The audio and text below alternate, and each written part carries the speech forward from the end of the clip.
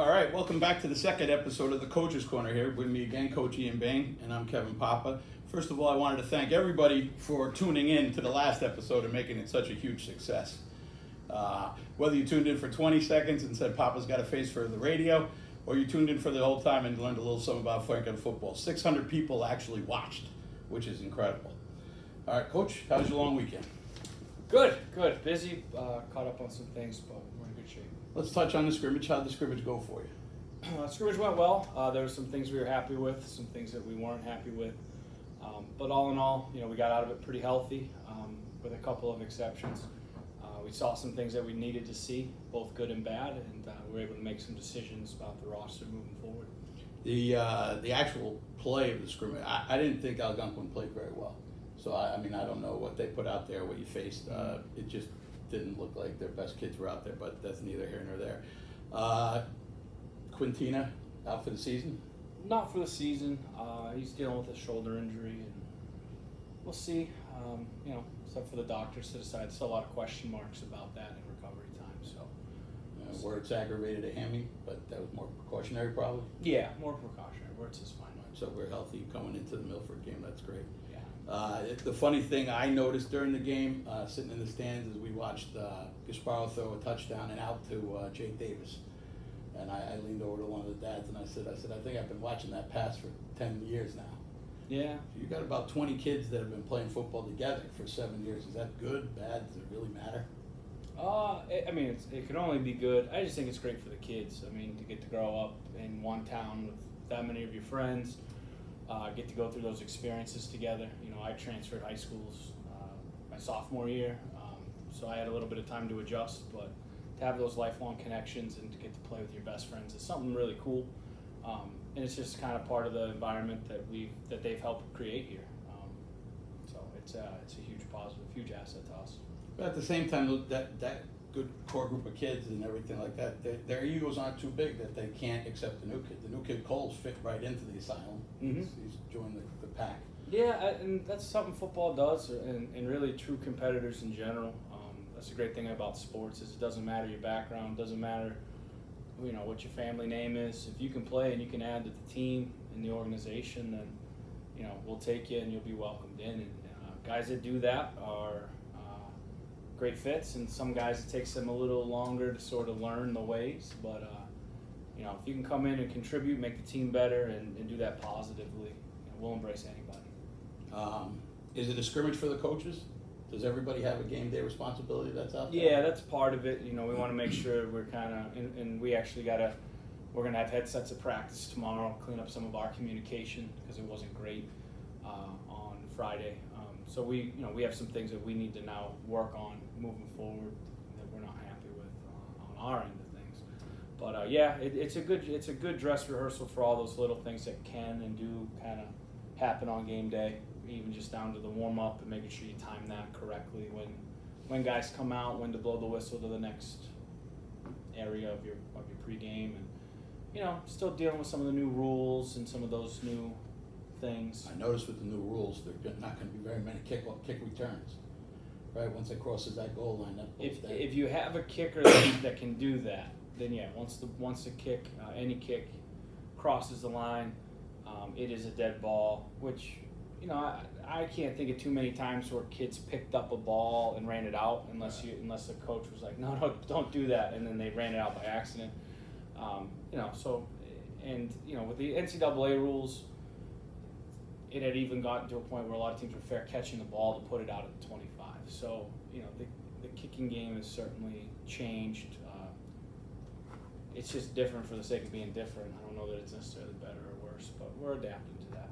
Speaking of the new rules, I know I watched my own Pop Warner game here yesterday, or American youth football, and then I went over to Mansfield, and I tell you, I saw 2 different games called by the officials because they're still growing and learning about this.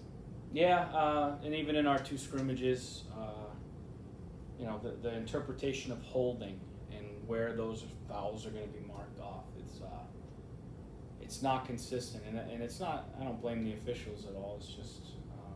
There's just that little bit of gray area, and it just stinks when you go into a season, and I know, and they know, everybody's going to make mistakes with the rules. Right. And, but had the rules not changed, nobody would be like, we're going to make, like, I don't know. We felt good about them, but it's part of the process. We're fine. I tell you what, I saw pushing the pile 2 or 3 times in your scrimmage, and 2 or 3 times yesterday. It seems like it's going to be one they're actually And if looking you watched for. Oklahoma last night, the quarterback was aided in for a 1-yard touchdown, and at the college level, I just see some of those rules the way that they are, and it's just funny. But Football's a copycat sport. Do you watch a lot of football on the outside? we do. Obviously, I think most coaches, their free time is limited. In season, we do try to have some time to sort of selective scout some teams that maybe are doing things that we like.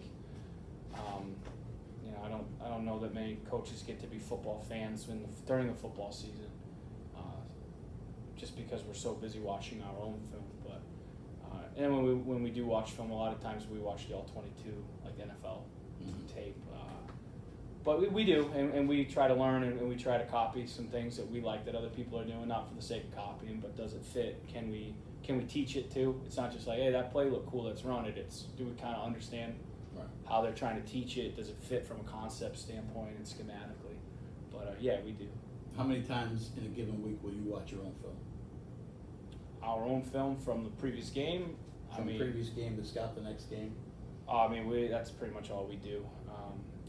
We tape every practice. That sort of, it goes to the front, when we get home. We try to have everybody home to see their families at 7 from a coaching staff standpoint. At that point, the film loads.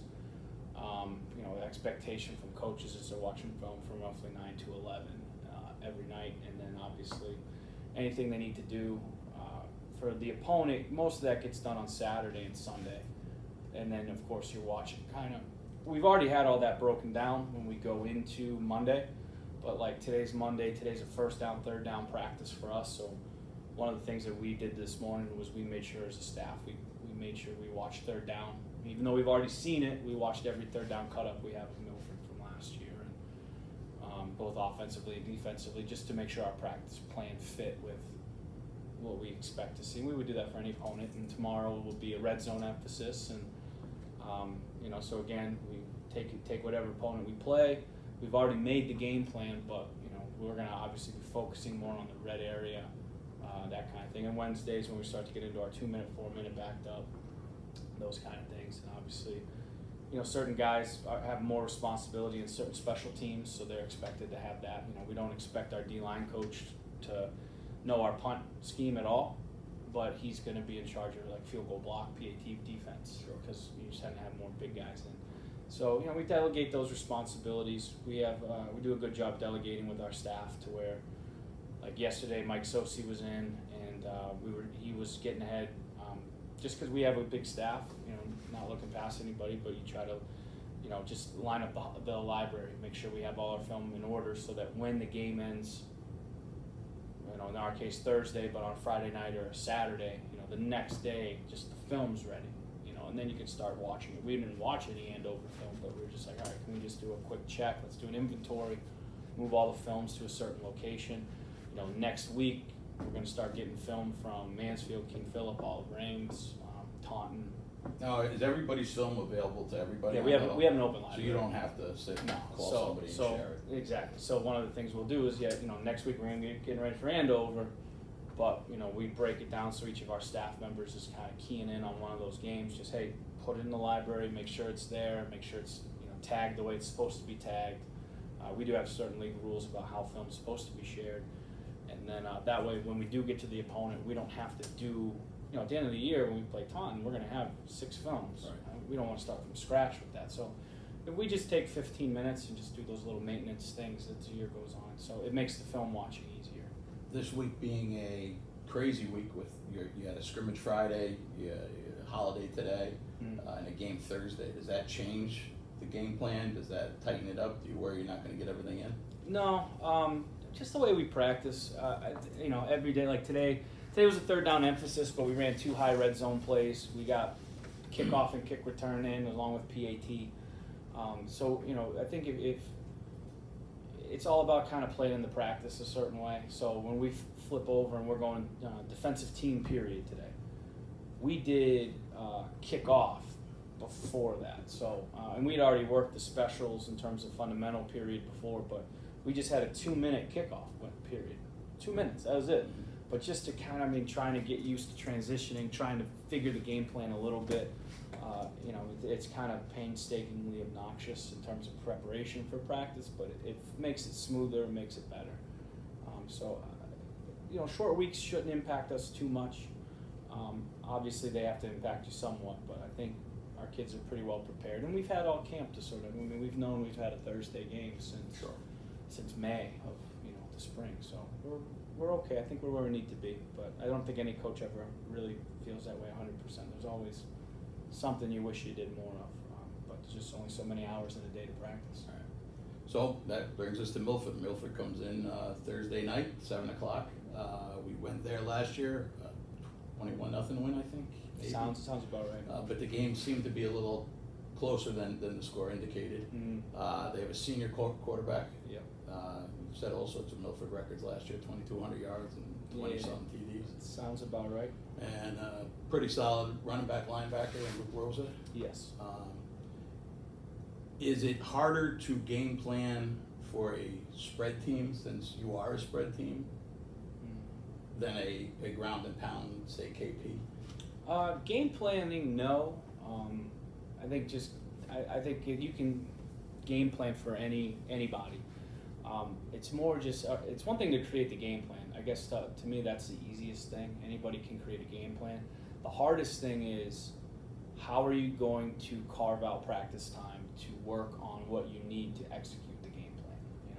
We can draw up cool blitzes, we can draw up a cool coverage, and that's all well and good, but how do you sort of steal minutes of a practice, and then where in the week are you going to do that to sort of teach that concept?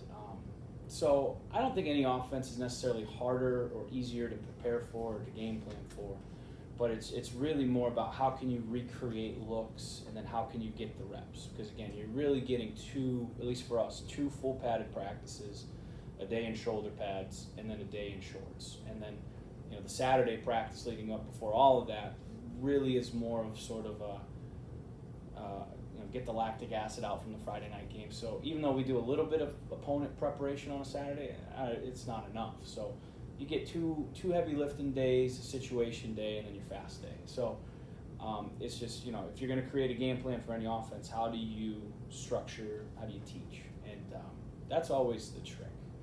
And in the case of an opener, regardless of scheme that we would face, it's always kind of the what if. What if they have to have an injury and they bring a guy in? What if we have an injury and we have to bring a guy in?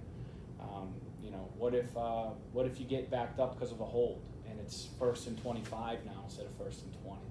So it's just trying to make sure you have all those plans in place that fit your game plan, and then did you cover it? It's easy to call a play on Friday or Thursday and say, oh, that didn't work, that kid did a bad job, but then it's just like, well, how many times did you work that? Did you work that at all? And trying to make sure that you've done all that.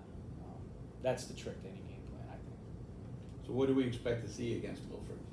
They're a young team, more young than more old than young. Their junior class is super strong. Their senior class is very talented. I don't think they have as many seniors.